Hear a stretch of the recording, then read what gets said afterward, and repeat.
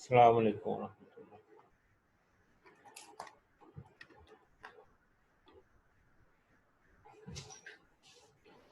अच्छा भाई, अब जो है हमारे पास इंट्रोडक्शन आ गया।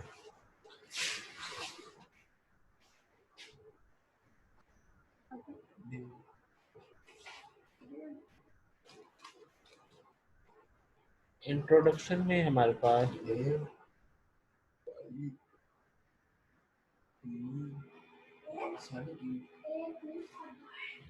बाकी लोगों को भी बताओ क्लास का।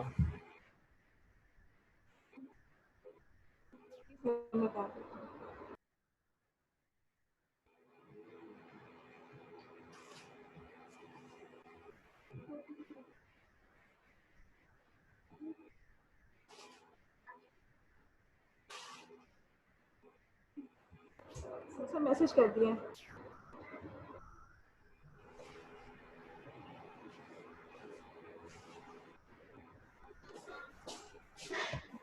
अच्छा सर भाई जी।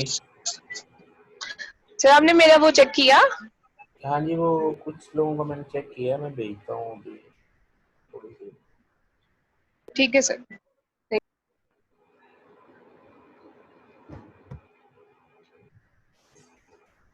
चलिए इंट्रोडक्शन में सर जी एग्जाम ऑनलाइन में है या सितंबर में? क्या चीज ऑनलाइन? सर एग्जाम्स का पूछ रहे हैं। अभी तक एग्जाम का अभी फिलहाल इन्होंने फोकस किया है जो फाइनल ईयर वाले स्टूडेंट जो फाइनल सेमेस्टर में है ना, उनका एग्जाम ले रहे हैं। उनके लिए इन्होंने ऑनलाइन पेपर मांगे हैं। लेकिन बाकियों का अभी उनका ये ख्याल यही है कि फिजिकली एग्जाम ही होंगे। और वही आप लोगों की क्लासेस 31 अगस्त तक चलनी है। जी जी ठीक है सर। सर फिर एक्सपेक्टेड एग्जाम वो 15 सितंबर के बाद ही।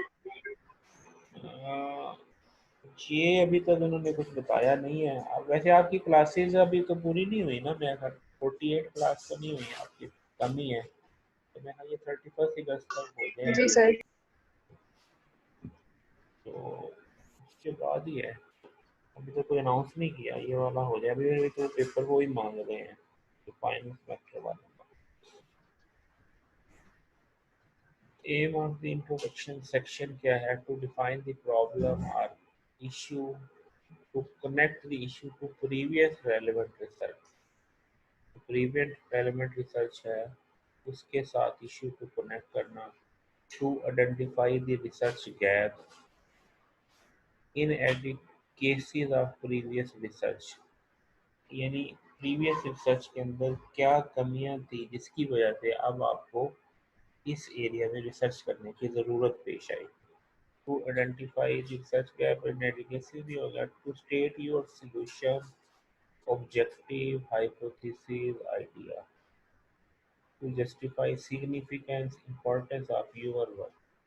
इंट्रोडक्शन में ये चीज़ें बताई जाती हैं कि प्रॉब्लम इशू क्या था, उसको अपने काम के साथ कनेक्ट करना, या अपने काम को प्रीवियस काम के साथ कनेक्ट करना, उसमें जो कमियां हैं वो बताना, अपने ऑब्जेक्टिव में बताना कि वो आपका सलूशन कैसे इम्प्रूव करेगा, कैसे सिग्निफिकेंट है, कैसे इम्पोर्टेंट है।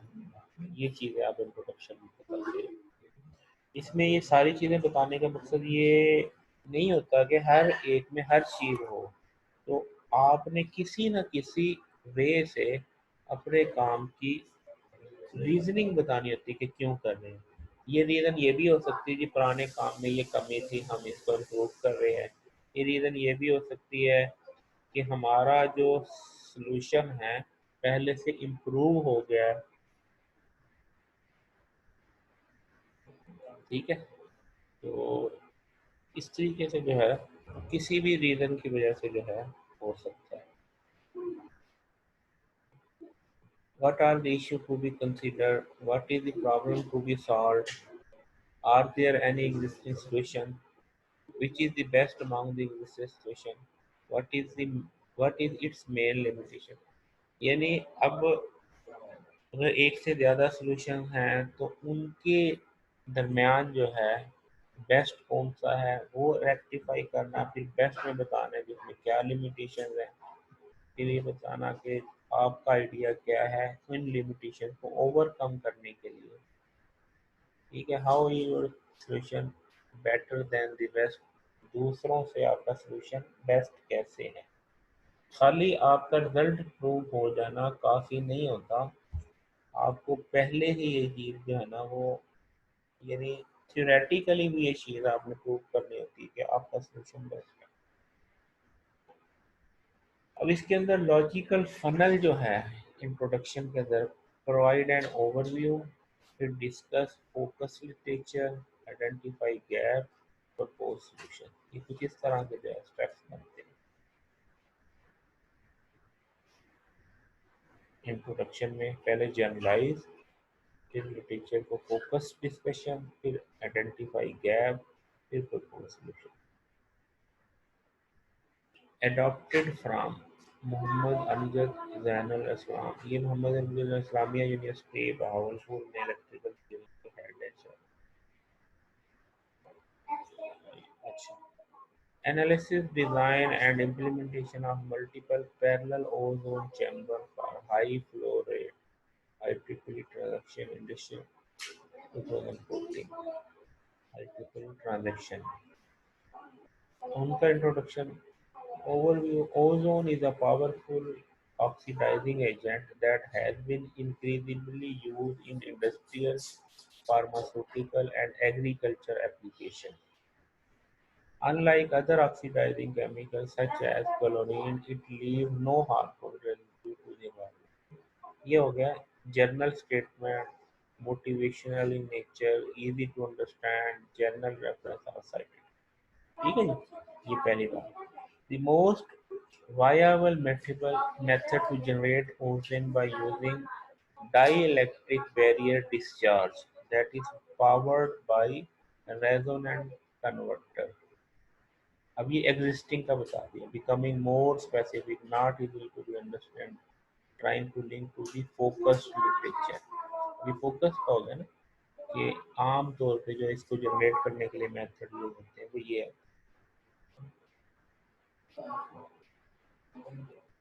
उसके बाद यहाँ पर ओवरव्यू हो गया, फिर फोकस लिटरेचर की around the resonant inverter, the full bridge push pull class E resonant circuit are widely employed. फिर इसमें से खास खास कौन से, in majority of the cases high frequency transformer is utilized to boost the voltage of वो sufficiently high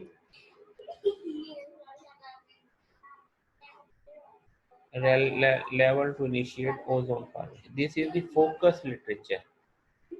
यानी यहाँ पे जनरलाइज था ना ओवरव्यू, फिर इसके बाद फोकस आ गया, स्पेसिफिक नेम्स आ गए, कौन से मेथड हैं इसको क्रिएट करने के। फिर looking for the gap, despite the simplicity of resonant method, it's transformer exhibit several disadvantage. अब उसने ट्रांसफार्मर को पकड़ लिया कि उसमें ये मसाइल है, decrease efficiency, high voltage spike and introduction of electromagnetic interference, ये इसके अंदर लिमिटेशन है। See how the adequacy of the provision work is explored despite the fact on the contrary on the other hand how। अब वो बता रहा है कि जब दूसरे की वो बात बतानी ना, वो ऐसे डायरेक्ट ठक करके नहीं बतानी, बट करके नहीं बतानी कि जी आप बिल्कुल उसको थोड़ा सा एडुकेटली बताना, despite the fact on the contrary.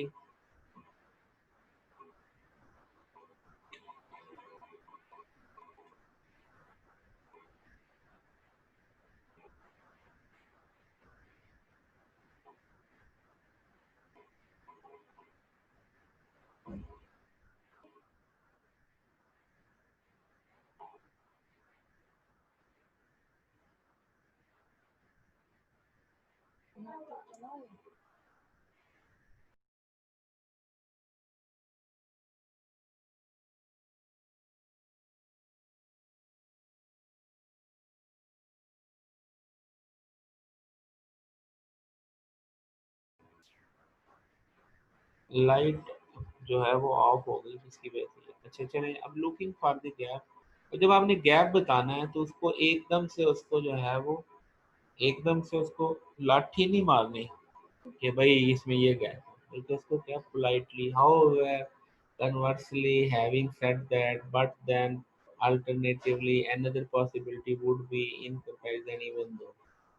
So, despite the simplicity of it, let's see how the adequacy of the previous work is exposed. Use contrast, cohesive phrases for smooth transition to expose the gap. यानी politely आपने बताना है, एकदम से उसको जो है challenge नहीं करना। ठीक हो गया जी?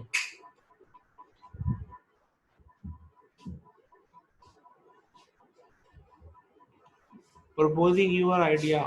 Once the gap or inadequacy is established, propose your solution to the issue. This will be the main contribution of your book.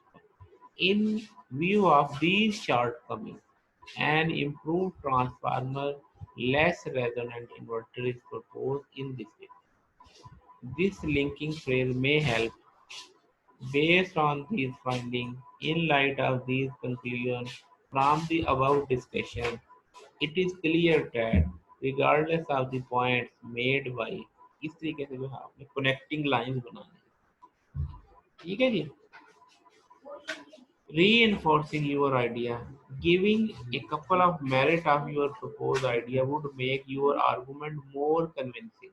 तो आपने फिर वो मेरिट बताने हैं कि किस वजह से आखिर इसकी जरूरत क्यों पेश आई, तो कन्विंसिंग स्टेटमेंट आपने बताने।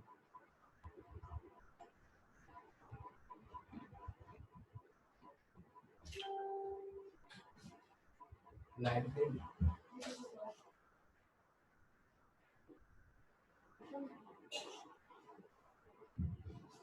नहीं नहीं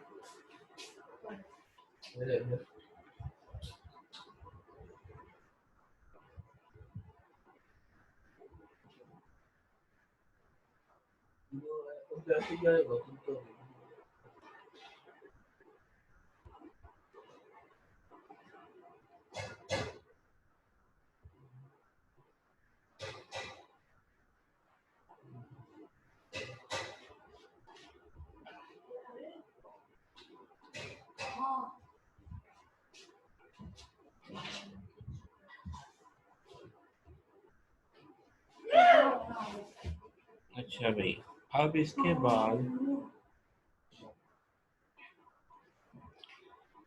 रीइंफोर्सिंग यूनिट, यानी जो आपने आइडिया बताया तो उस आइडिया जो बताया आपने उस आइडिया को कन्विंस करने के लिए कि अगर ये आइडिया आपने पेश किया है तो इसके बेनिफिट्स आपने मेरिट्स बताने।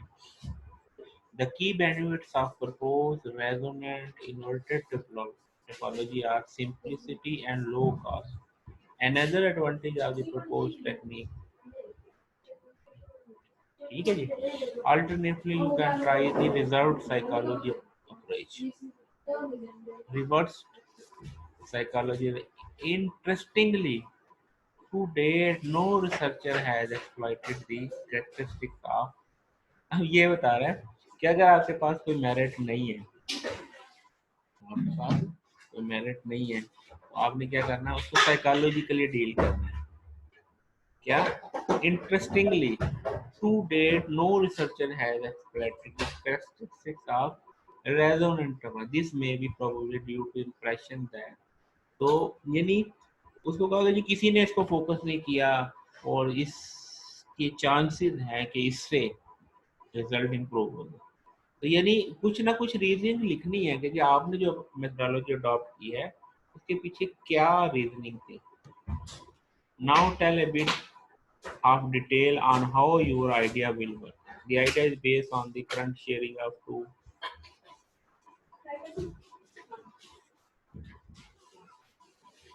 The idea is based on the current sharing of two switches, unlike other approaches thus far, which rely on voltage division and resonant current force flowing to the power switches. Just reveal a bit, perhaps the main principle that may catch the interest of readers, something like a summary of the idea. ठीक है, इसके अंदर थोड़ा सा attract करने के लिए reader को कि जनाब ये हमारे काम में ये चीज स्पेशल हो रही है।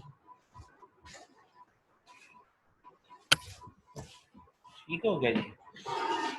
उसके बाद जी पेपर की outline, the remaining of the paper या rest of the paper is organised as follow. In section 2 में ये हुआ, 3 में ये हुआ, not necessarily but it's nice to put in if you have extra pages. अगर आपके पास स्पेस का इश्यू नहीं है तो आप ये जरूर डालें। Style in writing overview, provide an overview. फिर हमारे पास तो इस ओवरव्यू को इस अंदाज से आपने प्रेजेंट कर। During the past 20 years, much more information have become available on. A considerable amount of literature has been published on issue. These studies. In recent years, there have been increasing amount of literature on. तो ये क्या है? Recommended phrases for, ये किसके लिए है जी?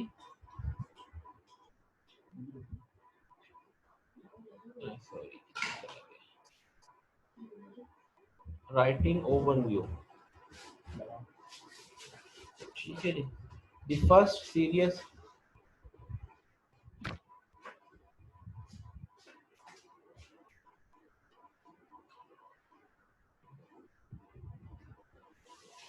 The first serious discussion and analysis of the issue emerged during the early 1980s. Historically, research investigated the factor what are now about the issue and largely based upon empirical studies. For many years, this phenomenon was surprisingly neglected. There is large volume of published statistics developed over the past decade. More research is in the issue has emphasized the use of। अब ये हमारे पास overview के लिए statements बताइए कि कैसे start करना है ओवरव्यू। और फिर ये एग्जांपल आ गई, फोकस लिटरेचर को कैसे पास प्रेजेंट करना है। Similarly, author found that author one added that the idea is quoted by in which relevant that। इस तरीके से आपने क्या करना है, फाइंडिंग्स को बताना है। Author in one also provided and found similar results to those obtained in addition was author A, B. The finding is in agreement with the finding of past studies by author A। तो इस तरीके से जो है similar जो भी आपका काम है उसके सिमिलर जो लोगों ने काम किया है उसको उसकी finding. The above finding is consistent with the study by author. The similar method is used by। ठीक है, अगर आपके काम से मिलते जुलते जो कुछ भी हुआ है। Author one found certain differences suggested that in contrast the above finding contradict the study. However, a number of studies show the significant difference to exit albeit finding are somewhat contradictory. Highlight contradictions. Interestingly, this is in contrary to a study conducted by Weir which conclude that despite results were contradicted by, however it was later shown by others that the result didn't confirm। तो इस तरह की जब बातें हों contradiction वाली। फिर gap, identify the gap, propose the solution, contrast cohesive phrases। From the overview, it can be deduced that there is a little public data on, despite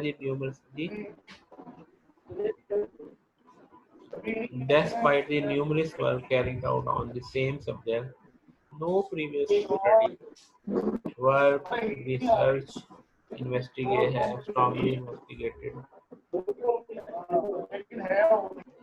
contrast cohesive phrases, even though there has been quantitative analysis of no detailed investigation in contrast on the contrary। तो ये इस तरीके से आप जो है contrast use up to now so far until recently little, scant, limited attention has been paid to. On the other hand, a search of literature revealed that limited studies has focus. ये gap के लिए है ना, gap के लिए कैसे बताते हैं? Despite these shortcuts, there have been no studies which compare. Hence, this work found to know there are very limited studies that investigate. Only recently large-scale studies are performed to investigate the prevalence of. However, it appears that they are inadequate to characterize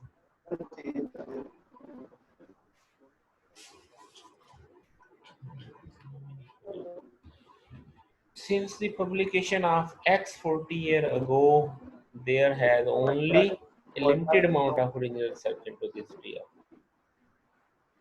ठीक है, for review paper, so far there has been very few work that review. In addition, no paper has comprehensively review. ये अगर review paper आप लिख रहे हैं तो आप अगर उसमें गैप को बता रहे हैं तो surprising review of this subject has not been thoroughly carried out. Large proliferation of literature on this subject, there appear to be an absence of this question. ठीक है जी, तो ये हमारे पास रिव्यू पेपर के लिए although these exist a number of review paper in this field, they are not comprehensive. The review undertaken by one is rather superficial and it is unclear to what extent a more critical evaluation is required to assess these features. In contrast to previous review paper, there is much less information about effect of, यानी जिस पे हम काम कर रहे हैं उस पे तो उसने काम ही नहीं किया. Despite the importance of subject, there appears to be lack of comprehensive review of. Although there is several excellent review paper on this subject, the focus is not on this. बड़े बड़े अच्छे पेपर हैं लेकिन इसके ऊपर focus नहीं. Due to the importance of work and the lack of critical evaluation of state-of-art technologies, it is commendable for a comprehensive review. फिर और contrast cohesive phrases, contrast. ठीक है जी, उसके बाद reinforce your idea. This work is very important, very crucial, very significant, very vital, considering the fact that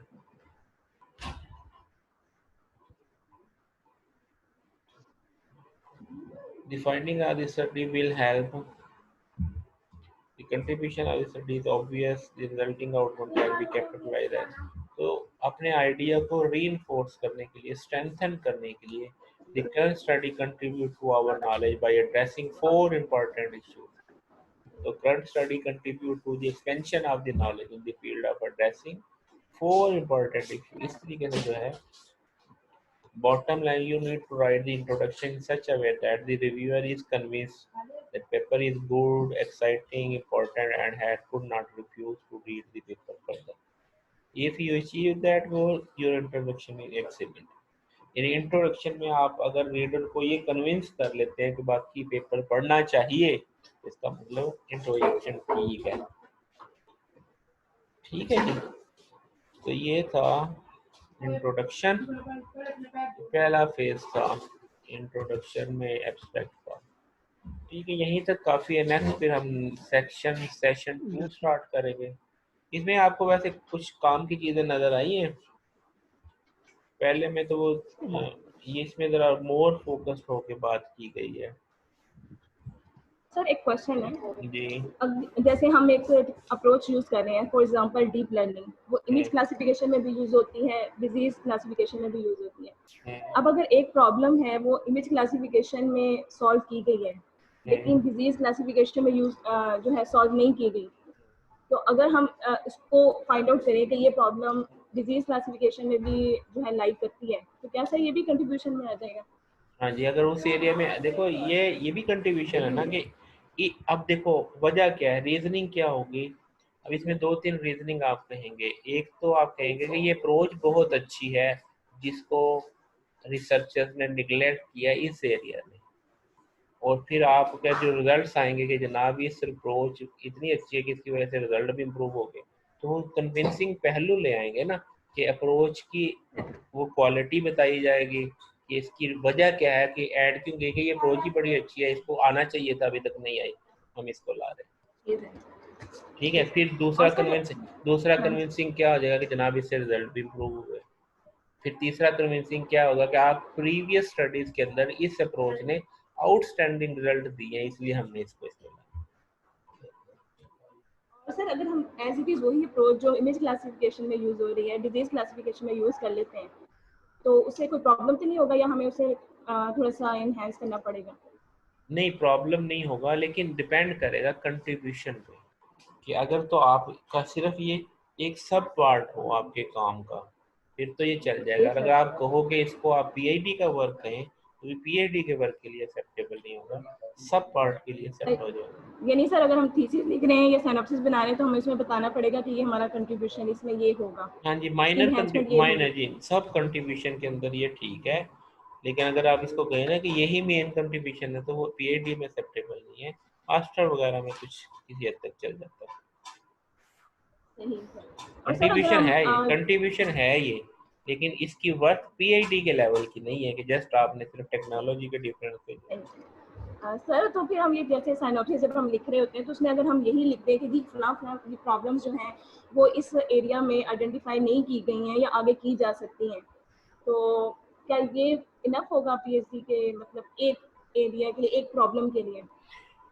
हाँ, इसमें यदि मसला ये है कि आप कहेंगे जी एक ये मेन प्रॉब्लम है, इस मेन प्रॉब्लम में ये सब प्रॉब्लम है, सब प्रॉब्लम में आप ये सोल्यूशन दे सकते हैं, या इसके अलावा कुछ और भी, खाली एक फैक्टर तो ना लेना, उसमें और भी फैक्टर्स आप ले सकते हैं कि आप वो डाटा सेट की जो है प्री प्रोसेसिंग डाल दे या उसकी रिफाइनमेंट डाल दे, इस तरह की वो फैक्टर पैरामीटर्स बढ़ा दें, इस तरह की चीज़ें करके वो आप कंट्रीब्यूशन शो करें कि ये चीज़ नहीं हुई थी, ये हमने ऐड की। अगर हम वो प्रॉब्लम्स आइडेंटिफाई करते हैं कि हमारे एरिया में ये प्रॉब्लम्स अभी तक आइडेंटिफाई नहीं की गई, हम उनको सोल्यूशन ना दें, तो क्या ये पीएचडी के वर्क के लिए इनफ होगा एक नहीं, प्रॉब्लम ये आपका फ्यूचर एक वर्क तो ऑब्जेक्टिव के लिए? नहीं, एक ऑब्जेक्टिव ये आपका फ्यूचर वर्क तो हो सकता है कि आपने प्रॉब्लम आइडेंटिफाई की, लेकिन ये, या अगर इसको आप जो ले रहे हैं ना लिटरेचर, ये फ्यूचर वर्क में आप दे सकते हैं कि आपने आपने बहुत सारे प्रॉब्लम्स फाइंड किए, लेकिन हमारा फोकस इसके ऊपर है। और सर जो हम ये गैप नहीं, निकालते हैं इसका कंट्रीब्यूशन जो है ना, इसका कंट्रीब्यूशन ये आपका एक लिटरेचर रिव्यू का पेपर निकल जाएगा, उसके अंदर आप वो शो कर देंगे कि ये चीज़ें हैं, लेकिन जब आप अपना काम कर रहे होंगे तो फिर आपने सिर्फ अपने प्रॉब्लम को लेके चलना होगा। यानी इसमें दो बातें हो गई, एक है आपकी पीएचडी के थीसिस की रिक्वायरमेंट, वो कहता है जी प्रॉब्लम फार्मूलेट करो, वो आपने कर ली। अब प्रॉब्लम फार्मूलेट करते हुए और 10 प्रॉब्लम भी आपके इल्म में आई, उनको आप कैश करवा लेते हैं लिटरेचर रिव्यू के पेपर में।